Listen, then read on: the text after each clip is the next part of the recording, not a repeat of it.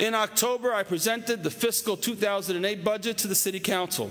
The no tax increase budget calls for a modest 4% increase in budgetary spending. To fully demonstrate the rise of costs associated with government, the budget reflects nearly $7 million in increased allocations for insurance, health care, state pension contributions, utility costs, sanitation disposal, and employee contractual obligations, increases over which we had little or no control. When taken in its entirety, our property tax record is an impressive one.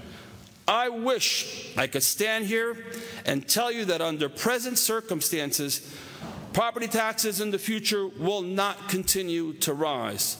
What I can promise is that, as in the past, we will make every effort and will go to any extent to prevent any property increases in our property taxes.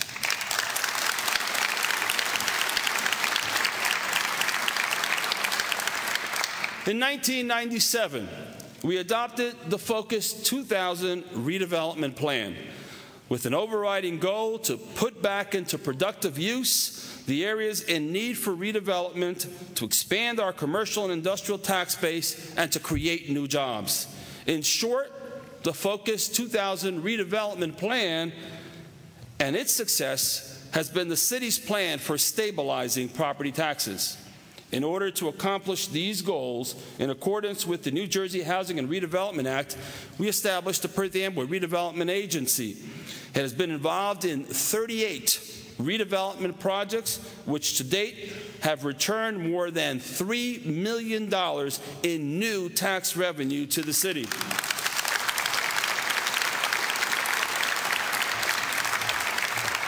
The redevelopment agency has attracted large-scale ventures to the city, such as the landings at Harborside, the Federal Hill at Perth Amboy by the Kaplan Company, the Perth Amboy Business Center by Matrix, the Amboy Corporate Center by Morris Companies, and the iPort 440 International Trade and Logistics Center by PAPDC that will provide 1.2 million square feet of warehouse, distribution, and commercial and office space.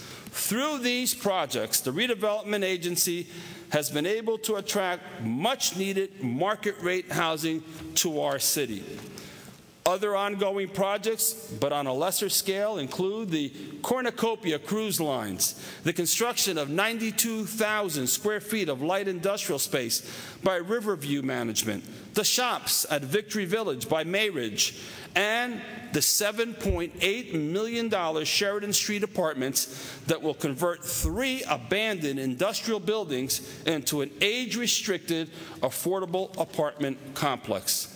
And because of our redevelopment projects, new businesses have been attracted to the city, such as an international company like Walker Zanger, Shalom International, Prestige Window Fashions, Ferraro's Bakery, Bishop, Ferraro's Bakery, Porsche's Fasteners, U.S. Foods, and Best Buy. These companies alone will represent over 2,000 new jobs to the city. I applaud the work of the redevelopment agencies. I applaud the work of the redevelopment agency's executive, Helga Van Eckert, and its volunteer commissioners for their unrelenting efforts to help promote and bring new redevelopment opportunities to our city.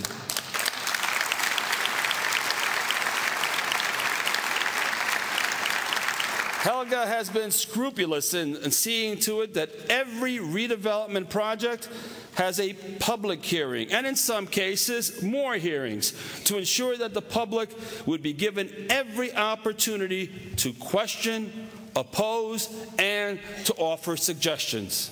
Developers have always been chosen on the basis of their background, experience, and proven ability to deliver a sound product. Some have been accused of being my friends. That may be so, but I believe the results of their work prove that they are better friends of the city of Perth Amboy. Friend or no friend, I am proud of what they have accomplished for our city.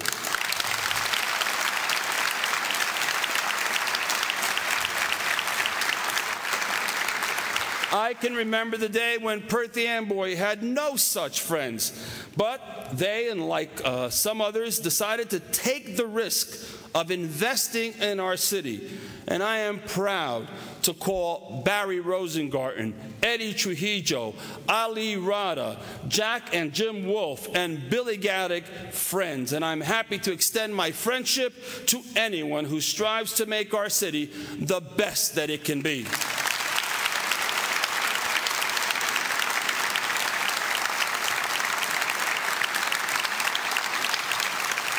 Sometimes the process of redevelopment is slowed by environmental and economic conditions.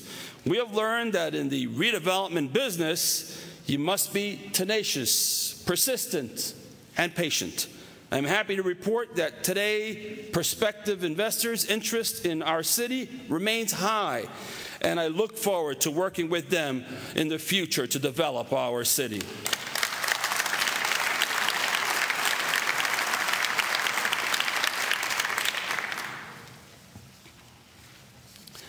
Long before taking office, it was fairly obvious, even to the most casual observer, that the city was suffering from a number of problems tearing at its social fabric of the city.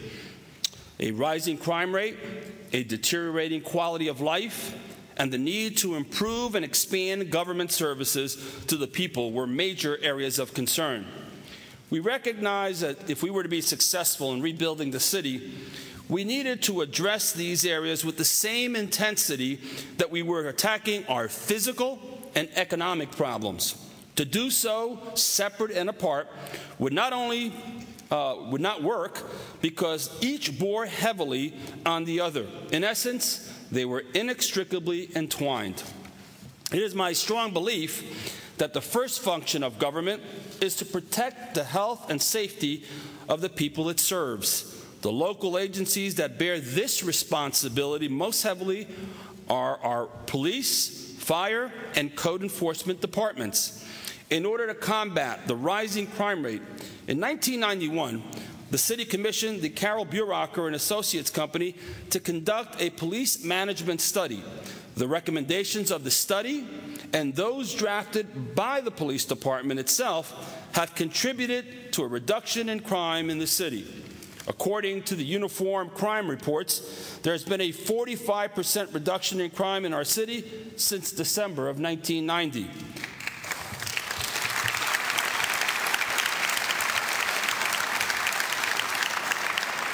This extraordinary record is a tribute to the former police director, Tom Setnar, Police Director and Chief Michael Kohut, and Deputy Chief E.J. McDonald, and the men and women who have served our city now and in the past as members of our police department.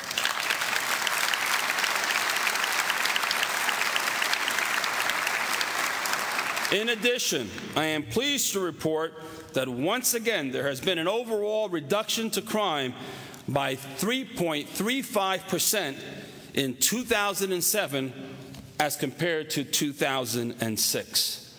I have a strong feeling that our crime-fighting ability will be enhanced greatly when the department moves into its new headquarters at the Public Safety Complex. The new headquarters will provide the latest technological equipment in the crime-fighting field.